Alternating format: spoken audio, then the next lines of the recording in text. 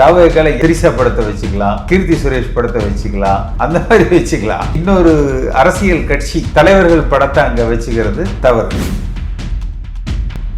என்னை நீக்கு 9வது வருடம் மார்ச் மாசம் வந்ததுல 9 வருஷம் ஆச்சு. செங்கோட்டையனுக்கு 60 நாள் தான் ஆயிருக்கு. அவரை தாக்கு பிடிக்க முடியல. முழுக்க அதிமுக எதிர்ப்பு மனநிலை மாதிரியான பேட்டிகள் தான் அவரும் கொடுக்குறாரு. அவர் போன விமானமே வழி தவறி பெங்களூருக்கு போயிடுச்சாமா. அது மாதிரிதான் செங்கோட்டையன் வழி தவறி தாவேக்காவுக்கு போயிட்டாரு. ஓபிஎஸ் அவர்களுடைய கெடு வேற 15ஆம் தேதி. ஓபிஎஸ் இதுக்கு முன்னாடி மதுரையில ஒரு மாநாடு நடத்துறேன்னு சொல்லி ஒரு கெடு விதிச்சார் இல்லையா? நடந்தது அந்த மாநாடு. பாஜக அவரை ஆதரிக்கும் என்று இவர் எதிர்பார்த்து ஏமாந்து விட்டார்.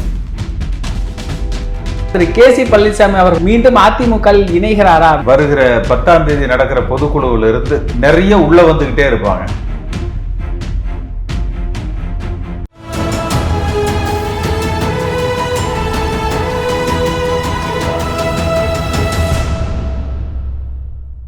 தமிழரம் நேயர்களுக்கு வணக்கம். இன்று நம்மிடையே முன்னாள் நாடாளுமன்ற உறுப்பினர் திரு கே.சி. பழனிசாமி அவர்கள் இணைந்துள்ளார். சார் வணக்கம். சார் வணக்கம் தம்பி. சார், தாவேகாவின் மாநில ஒருங்கிணைப்பாளர், தலைமை ஒருங்கிணைப்பாளர், அதிமுகவிலிருந்து 8 முறை சட்டமன்ற உறுப்பினராக தேர்ந்தெடுக்கப்பட்டாரு. ஒரு முறை சேவல் சின்னத்தில் போட்டியிட்டு தேர்ந்தெடுக்கப்பட்டவர். மிகப்பெரிய முதுபெரும் தலைவர், தாவேகாவுடைய தலைமை ஒருங்கிணைப்பாளராக இருக்கிறாரு. எப்படி பார்க்குறீங்க? அவர் அதிமுகவால் உருவாக்கப்பட்டவர், வளர்க்கப்பட்டவர்.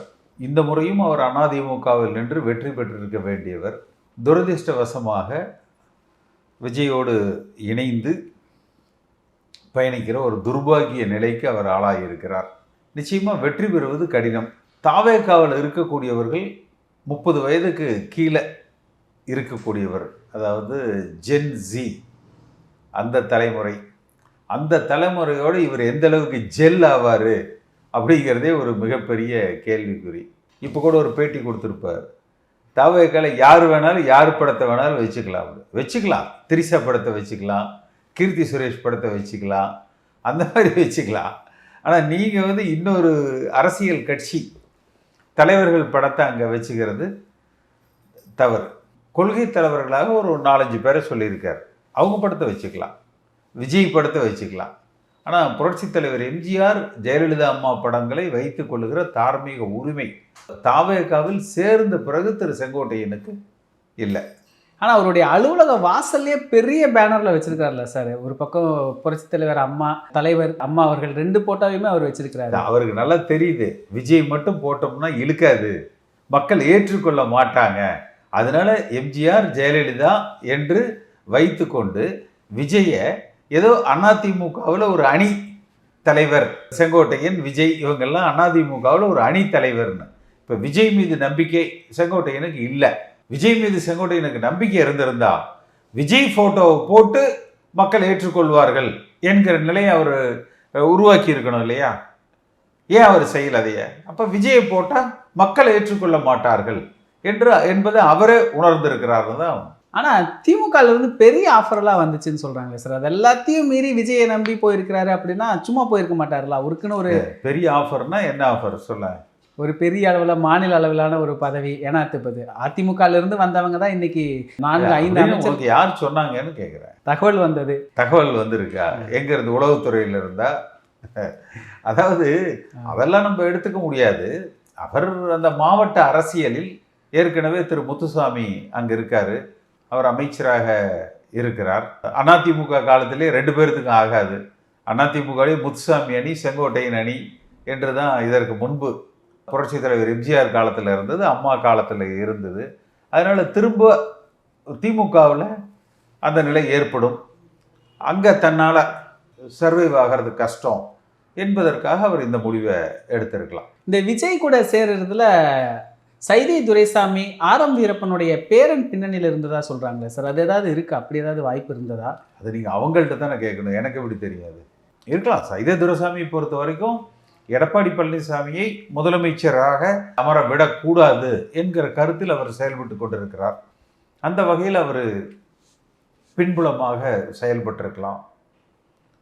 இன்னொரு பக்கம் அதிமுக கூட கூட்டணியில் இருக்கக்கூடிய இந்த என்டிஏ கூட்டணியில் பாஜக இதை வேடிக்கை பார்க்குற மாதிரியே இருக்குது. ஏன்னா ஆரம்பத்தில் அந்த ஒருங்கிணைப்பு வலியுறுத்தி பதவி பறிக்கப்பட்ட உடனே அவர் வந்து டெல்லி போயிட்டு வந்தவர் தான். பாஜக பின்னணியில் தான் இவர் செயல்படுறாருங்கிற ஒரு பேச்செல்லாம் இருந்தது. இந்த ஒருங்கிணைப்புமே அவர் பின்னணியில் தான் நடக்கிறது, அவர் தான் அதை பேசினாரு அப்படிங்கிறது எல்லாமே சொல்லப்பட்டது. இப்போ இது பாஜக அமைதியாகவே வேடிக்கை பார்க்குது. அதிமுக பாஜக கூட்டணிக்கு செங்கோட்டையனை பயன்படுத்தி கொண்டார்கள். செங்கோட்டையன் திரு அமித்ஷா அவர்களை 4 முறை சந்தித்தார். ஆனால் இந்த ஒருங்கிணைப்பு என்பது இவருடைய எதிர்பார்ப்பு. பாஜக இதற்கு முன்பே தெரிவித்து விட்டார்கள், அதிமுகவின் உட்கட்சி விவகாரங்களில் நாங்கள் தலையிட மாட்டோம் என்று. நிர்மலா சீதாராமன் அவர்கள் மீண்டும் கோவையில் பத்திரிகையாளர் சந்திப்பில் அதை உறுதிப்படுத்தினார். அதை உறுதிப்படுத்திய பிறகு திரு செங்கோட்டையனை நான் ஒரு முறை தான் சந்தித்தேன் என்று அவரது கூற்றுக்கு எதிராக அவரே கருத்து சொன்னார். அப்போ பாஜக அவரை ஆதரிக்கும் என்று இவர் எதிர்பார்த்தார். அவங்க ஆதரிக்கிறோன்னு சொல்லலை, இவர் எதிர்பார்த்து ஏமாந்து விட்டார். இப்போ இவர் இந்த எடப்பாடி பழனிசாமி அவருடைய பதில் எப்படி பார்க்குறீங்க சார்? செங்கோட்டையன் இணைப்பை பற்றி கேட்குறாங்க, அவர் தவைக்கலை இணைஞ்சதை பற்றி அவர் ஒரு பதில் சொல்கிறாரு, அதை பற்றியெல்லாம் எனக்கு தெரியாது, அவர் எங்கள் கட்சியிலேயே இல்லைன்னு சொல்கிறாரு. இது சரியான அணுகுமுறையா? இப்படி தான் சரியா? இல்லை, செங்கோட்டையன் சொல்கிற ஒரு கருத்துக்கு எதிர்கருத்து சொல்லி அந்த லாவணிப்பாடி அரசியல் செய்யணுங்கிற அவசியம் இல்லை. அது செங்கோட்டையனுடைய கருத்து, அதுதானே சொல்லியிருக்காரு. அதிமுக ஒருங்கிணைப்பு என்ன லெவலில் இருக்குது சார்? இப்போ அதிமுக ஒருங்கிணைப்பு பேசின எல்லாருமே அவங்க ஒரு அணி அமைக்கிறாங்க. இப்போ ஓபிஎஸ் அவர்களுடைய கெடு வேற 15ஆம் தேதி, அது என்ன ஆகும்னு தெரியல. ஓபிஎஸ் இதுக்கு முன்னாடி மதுரையில் ஒரு மாநாடு நடத்துகிறேன்னு சொல்லி ஒரு கெடு விதிச்சார் இல்லையா? நடந்தது அந்த மாநாடு.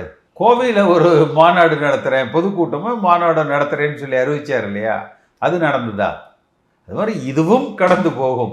இப்போ அதிமுக ஒருங்கிணைப்பு வழி இருக்கிறவங்க எல்லாமே ஒரு அணியை தனியாக திரட்டி ஒரு அணியில் இருக்கிறாங்க, இல்லாட்டி அவங்க ஒரு புது கட்சியில் போய் இணைந்துடுறாங்க. இந்த ஒருங்கிணைப்பு கோஷம்ங்கிறது வலுவிழந்துட்டே வருதா சார்? இல்லை, அதாவது ஒருங்கிணைப்பில் திரு எடப்பாடி பழனிசாமி அவர்கள் தலைமையை ஏற்று செயல்படுவதாக இருந்தால் அதற்கு வாய்ப்புகள் இருக்குது. ஆனால் திரு ஓ பன்னீர்செல்வம் அவர்கள் அதற்கு தயாராக இருப்பதாக அறிவித்திருக்கிறார். அதனால் அவர் இணைந்து செயல்படுவதற்கு வாய்ப்பு இருக்குது. தினகரன் பொறுத்த வரைக்கும் திரு எடப்பாடி பழனிசாமி முதலமைச்சர் வேட்பாளராக இருக்கக்கூடாது என்று சொல்லியிருக்கிறார். அதனால் அவரை இணைத்து கொள்வதில் சிரமம் இருக்கும். இவ்வளோதானே, வேற என்ன?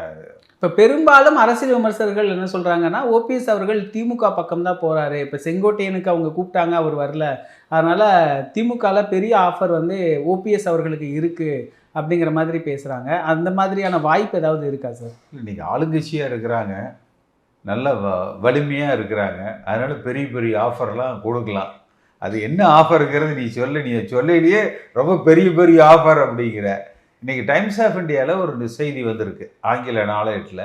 ஓபிஎஸ் வந்து திமுகவோடு கூட்டணிக்கு செல்கிறார் என்று. அப்போ இவங்களுடைய நோக்கம் எல்லாமே தங்களுக்கான பதவியை தேடித்தான் இருக்கே ஒழிய அதிமுகவை வலிமைப்படுத்த வேண்டும் என்பதாக இல்லை. அது செங்கோட்டையனாக இருக்கட்டும், ஓபிஎஸ்ஸாக இருக்கட்டும், தினகரனாக இருக்கட்டும், அவரவர்களுக்கு உண்டான அந்த பதவியை தான் அவங்க பார்க்குறாங்க. கட்சி வலிமையாக இருக்கணும், கட்சி ஒருங்கிணையணும், வலிமைப்படணும் என்பது அவர்கள் நோக்கமாக தெரியலை. இப்போ இது அதிமுகவுக்கு ஒரு பின்னடைவு ஏற்படுறதுக்கான ஒரு சூழல் இருக்கா சார்? அப்படி பார்க்கலாமா? மக்கள் மத்தியில் அந்த பர்செப்ஷனில் ஒரு ஷேக்கான மாதிரி தெரியலாம். பட் கட்சி வலிமையாக அதை எதிர்காலத்தை கையாண்டால் இதற்கு உரிய நடவடிக்கைகளை, எதிர் நடவடிக்கைகளை எடுக்கிற பட்சத்தில் கொஞ்சம் அதை சரி பண்ணிடலாம். இப்போ நீங்கள் மட்டும்தான் இது வரைக்குமே ஒருங்கிணைப்பை வலிமையாக வலியுறுத்திட்டு வரீங்க. இந்நேரம் நீங்கள் நினச்சிருந்தீங்கன்னா எத்தனையோ கட்சிகளில் இணைஞ்சிருக்கலாம், ஒரு பெரிய அளவில் ஒரு பதவி வாங்கியிருக்கலாம். ஆனால் இன்ன வரைக்கும் களத்தில் நின்று போராடிக்கிட்டு இருக்கிறீங்க. இப்போ இந்த சூழல் எல்லாமே ஒருங்கிணைப்பை மீண்டும் வலியுறுத்துமா? ஏன்னா நீங்கள் ஆரம்பத்திலேருந்தே சொல்லக்கூடியது டிசம்பரில் கண்டிப்பாக கட்சி ஒருங்கிணைஞ்சிடணும். ஆனால் காலங்கள் வந்துக்கிட்டே இருக்கான காட்சிகள் எதுவுமே நடக்கலை. எப்படி சார் இது என்ன நடக்கும்? என்னை நீக்கி 9வது வருடம் வர்ற மார்ச் மாதம் வந்ததுன்னா 9 வருஷம் ஆச்சு. செங்கோட்டையனுக்கு 90 நாள் கூட ஆகலை, 60 நாள் தான் ஆயிருக்கு. அவரை தாக்கு பிடிக்க முடியலை. அப்போ உண்மையான கட்சி விசுவாசம் என்பது வந்து அந்த என்னைக்கு இருந்தாலும் நம்ம அந்த கட்சி என்கிற அந்த உணர்வுகளின் அடிப்படையில் செய்யணும். பதவிக்காக என்று வருகிற பொழுது அந்த எங்கே பதவி சுகம் கிடைக்குது, எங்கே பணம் கிடைக்குது, எங்கே தனக்கான ஆதாயங்கள் கிடைக்குதுன்னு பார்த்து செய்வது ஒரு அரசியலில் ஒரு லட்சியம் அல்ல. நிச்சயமாக டிசம்பருக்குள்ள ஒரு நல்ல எதிர்காலம் இருக்கும் என்கிற நம்பிக்கை எனக்கு இருக்குது. அப்படி இல்லைன்னா அப்புறம் பார்ப்போம். இப்போ தாவேக்காவில் சரி, இப்போ செங்கோட்டையன் அவர்களுடைய ஆதரவாளர்களும் சரி, நிறைய பேர் தாவேக்காவில் இணைஞ்சிருக்கிறாங்க. பெரிய அளவில் இப்போ விமான நிலையத்தில் செங்கோட்டையன் அவர்களுக்கு வரவேற்பு இருக்குது. அவருடைய பேட்டி எல்லாமே பார்த்தா முழுக்க முழுக்க அதிமுக எதிர்ப்பு மனநிலை மாதிரியான பேட்டிகள் தான் அவரும் கொடுக்குறாரு. இது வந்து அதிமுக தொண்டர்கள் மத்தியில் ஒரு சலசலப்பை ஏற்படுத்துதா சார்? அவர் போன விமானமே வழி தவறி பெங்களூருக்கு போயிடுச்சாமா. அது மாதிரி தான் செங்கோட்டையன் வழி தவறி தாவைக்காவுக்கு போயிட்டாரு. இல்லைன்னா அந்த விமானம் சரியா போயிருக்கணும். இல்லை, இவர் போன உடனே விமானமே வழி தவறி போயிடுச்சு. அதனால அதே போலதான் இவரும் வழி தவறி போயிட்டார். அப்ப செங்கோட்டையன் வழி தவறி விட்டாருன்னே எடுத்துக்கலாம். அப்படிதான் சார், விமானம் மாதிரி. இப்போ இது எப்படி சார், நிறைய சீனியர் ஆட்கள் எல்லாம் அதிமுகல வெளிப்படையா இல்லைனாலும் ஒரு முணுமுணுப்பு இருக்கு அப்படின்னு சொல்றாங்களே, அந்த முணுமுணுப்பு இருக்குதா அதிமுக தலைவர்கள் மத்தியில? இருக்கும். அது எல்லா காலகட்டத்தில் எல்லா கட்சிகள்லையும் இருக்கும். இப்போ திமுக இல்லையா, பாஜக இல்லையா, காங்கிரஸில் இல்லையா, எல்லா கட்சிகள்லையும் இருக்கும். அவரவர்களுக்கான இடத்தை பிடிக்கணும். அதாவது அரசியல் என்பது கடைசி நிமிடம் வரை திருப்தியே இருக்காது. அடுத்தடுத்த லட்சியங்களை நோக்கி, அடுத்தடுத்த பதவிகளை நோக்கி பயணித்து கொண்டே தான் வந்து இருப்பாங்க. அப்போ எதிர்பார்ப்புகள், ஏமாற்றங்கள், வருத்தங்கள் தவிர்க்க முடியாததாக தான் இருக்கும். இப்போ இந்த ஜெயக்குமார் அவர்கள் ஒரு பேட்டியில் இன்னைக்கு சொல்லியிருக்காரு. என்ன சொல்லியிருக்காரு அப்படின்னா, எலிக்கு தலையாக இருக்கிறத விட புலிக்கு வாளாக இருந்துக்கலாம் அப்படின்னு சொல்கிறாரு. செங்கோட்டையனை குறிப்பிட்டு தான் சொல்கிறாரு. இந்த கருத்து ஒரு பரவலாக என்ன விமர்சிக்கப்படுது அப்படின்னா, அதிமுகவில் வந்து வாழ அளவுக்கு தான் சீனியர்களுக்கான மரியாதை இருக்குது, அதனால தான் செங்கோட்டையன் வெளியே போயிட்டாரு, இதை வெளிப்படையாகவே ஜெயக்குமார் அவர்கள் ஒத்துக்கிட்டாரு அப்படிங்கிறாங்க. அப்படி இல்லை, அதிமுக என்பது ஒரு பாயும் புலி என்று அவர் சொல்லியிருக்கிறார். தாவேக்கா என்பது ஒரு சுண்டெலி என்று சொல்லியிருக்கிறார். சுண்டெலிக்கு புலி தேவையில்லை, பூனைக்குட்டிகளே சாப்பிட்றாதையா. சீமான் போன்ற பூனைக்குட்டிகளே வந்து அந்த சுண்டெலியை சாப்பிட்றோம்.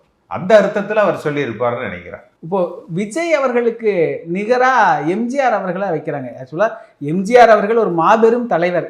செங்கோட்டையன் உள்ளிருந்து வந்துட்டு எம்ஜிஆர் மாதிரியான ஒரு ஆட்சியை வந்து விஜய் தான் தர முடியும், அந்த எம்ஜிஆர் வந்தப்பவும் இப்படி தான் சொன்னாங்க அப்படின்னு நல்லா ஒரு பேச்செல்லாம் பேசுகிறாரு. இப்போ கூட 2026 அவர் தான் முதல்வராகிறாரு அப்படிங்கிற மாதிரியான பேச்சுகள் எல்லாமே பேசுகிறாரு. இது எல்லாமே என்ன மாதிரியான அரசியல் போக்கை கொண்டு போகும்? இதுதான் விஜயகாந்தும் பேசினார். அவர் இன்னும் ஒரு படி மேலே போய் தான் ஒரு கருப்பு எம்ஜிஆர்னு சொன்னார். இதுபோக சின்ன எம்ஜிஆர்னு ஒருத்தர் வந்தார். அவரெல்லாம் வந்து எங்கே இருக்காருன்னே சொல்லி தெரியல. அரசியலில் கட்சி ஆரம்பிக்கிறவங்க, அதுவும் குறிப்பாக திரைத்துறையிலிருந்து வர்றவங்க இது மாதிரி சொல்கிறது வந்து வழக்கம். ஆனால் அது மக்கள் மத்தியில் வந்து பெரிய அளவுக்கு எடுபடாது. இப்போ அதிமுகலேருந்து நிறைய பேர் வெளியே போய்கிட்டே இருக்கிறாங்களா சார்? இப்போ இந்த வெளியே போகிறவங்கள எடப்பாடி பழனிசாமி அவர்கள் வருகிற 10ஆம் தேதி நடக்கிற பொதுக்குழுவிலிருந்து நிறைய உள்ளே வந்துக்கிட்டே இருப்பாங்க. எனக்கு கிடைச்ச தகவல் படி வர்ற டிசம்பர் 10 பொதுக்குழுவுக்கு பிறகு தேர்தல் வரை நிறைய உள்ளே வந்துக்கிட்டே இருப்பாங்க. தினம் ஒரு செய்தி வந்துக்கிட்டே இருக்கும். சமீப காலத்தில் முன்னாள் நாடாளுமன்ற உறுப்பினர் திரு கேசி பழனிசாமி அவர்களுடைய பேச்சில் ஒரு மென்மை தெரியுது எடப்பாடி பழனிசாமி அவர்கள் மேலே, மீண்டும் அதிமுக இணைகிறாரா அப்படிங்கிற மாதிரியான ஒரு கேள்வி வைக்கிறாங்க. அதற்கு ஏதாவது வாய்ப்பு இருக்கா சார்? அதிமுக ஒன்றுபட வேண்டும் என்ன, அதனுடைய அர்த்தம் என்ன? எல்லாரும் அதிமுகவில் சேரணும் அப்படிங்கிறது தானே. அதிமுக ஒன்றுபடணும்னு சொல்கிறோம். அப்போ அதனுடைய உண்மையான அர்த்தம் என்ன? எல்லோரும் அதிமுகவில் இணைய வேண்டும் என்பது தானே. அதை நோக்கித்தானே பயணிக்கிறோம். அதை நோக்கித்தானே வந்து ஓபிஎஸும் சொல்கிறாரு, தினகரனும் சொல்கிறாரு. அதைத்தானே செங்கோட்டையனும் என்னை நீக்கினது வந்து தூங்கலை, வருத்தமாக இருக்குது என்று சொல்கிறார். அப்போ எல்லோருடைய ஆசைகளும் அதிமுகவில் இணைந்து ஒருமித்து பயணிக்க வேண்டும் என்பதுதான். அதில் சில முரண்பாடுகள் வந்து வரும், அது இயற்கை. அது இப்போ என்ன சொல்ல போனால், என்னை வந்து கைது செய்தார் எடப்பாடி பழனிசாமி. தலைமைச் செயலகத்தில் என்னை இணைப்பதாக அழைத்து பேசிட்டு அப்புறம் நான் சொன்ன நான் இணைச்சிட்டேன்னு சொல்லிட்டுன்னு சொன்னார். அதையெல்லாம் தாங்கிட்டு ஸ்டில் இந்த கட்சி வலிமைப்படணும்னு தான் நம்ம நினைக்கிறோம். இப்போ எனக்கும் பல ஆஃபர் வந்திருக்கு. நீ சொன்ன மாதிரி பெரிய பெரிய ஆஃபர்லாம் எதுவும் இல்லை, அரசியல் ரீதியான ஆஃபர் வந்திருக்கும் இல்லையா, பேசியிருப்பாங்கல்ல. ஆனால் இருந்தாலும் நம்முடைய நோக்கம் என்பது நம்மை அடையாளம் காட்டிய, நம்மை வளர்த்தெடுத்த அதிமுக என்கிற அந்த பேர் இயக்கம் வலிமைப்படணும் என்பது தானே. இந்த டிசம்பர் 10 சொல்லியிருந்தீங்களே சார் பொதுக்குழு, அதில் வந்து நம்ம இப்படியே எடுத்துக்கலாம், பிரிந்து போனவர்களும் இணைந்து சேரக்கூடிய வாய்ப்பு இருக்குதுன்னு கூட எடுத்துக்கலாம், அப்படிதானே சார்? இல்லை, நிச்சயமா எல்லோரும் ஒருங்கிணைந்து செயல்படுவதற்குண்டான வாய்ப்புகள் இருக்கும். இப்போ இந்த செங்கோட்டையன் அவருடைய கருத்துல ஒரு முக்கியமான விஷயமா பரவலா பேசப்பட்டது, திமுகவும் அதிமுகவும் ஒரே மாதிரி தான், இணைந்து தான் செயல்படுறாங்கன்னு சொல்றாரு. எதை வச்சு அவர் இந்த இணைந்து செயல்படுறது? சும்மா வெளியே போயிட்டோங்கிறதுக்காக? அவர் ஒருவேளை ஸ்டாலினோட மறைமுகமா தொடர்புல இருந்திருப்பாருன்னு நினைக்கிறேன். அது சொல்லியிருப்பார். அவர் ஸ்டாலினோட இணைஞ்சு செயல்பட்டு இருப்பாருன்னு நினைக்கிறேன். இப்போ அதிமுக இப்போ இருக்கக்கூடிய கண்டிஷன்ல வலிமையா இருக்கா சார்? கண்டிப்பா 2026 தேர்தலுடைய தொண்டர்களுடைய மனநிலை, மக்களுடைய மனநிலை, வெற்றி வாய்ப்பு எப்படி இருக்கு? திமுகவா அதிமுகவா எப்படி? இல்லை, கட்சி வலிமையாக இருக்குது, அதுல மாற்று கருத்து இல்லை. சில சங்கடங்கள் இருக்கு, சரி செய்ய வேண்டிய சில விஷயங்கள் இருக்கு. அது நிச்சயமா தேர்தலுக்கு முன்பு இந்த வருகிற டிசம்பர் மாதத்துல அவைகள் சரி செய்யப்பட்டு ஒரு மக்கள் மத்தியில் வென்று ஆட்சி அமைக்கிற இயக்கமாக அதிமுக பார்க்கப்படும். நிகழ்கால அரசியல் குறித்து பல தகவல்களை பகிர்ந்து கொண்டதுக்கு நன்றிங்க சார். இதே போன்று நிகழ்கால அரசியலின் சாரம்சங்களை அரசியல் ஆளுமைகளின் நேர்காணல் வழியே தொடர்ந்து காண தமிழ் நிறம் வலையொலியை சப்ஸ்கிரைப் செய்யுங்கள். தங்களின் மேலான கருத்துக்களை கருத்துளை பெட்டியில் பதிவிடுங்கள். நன்றி, வணக்கம்.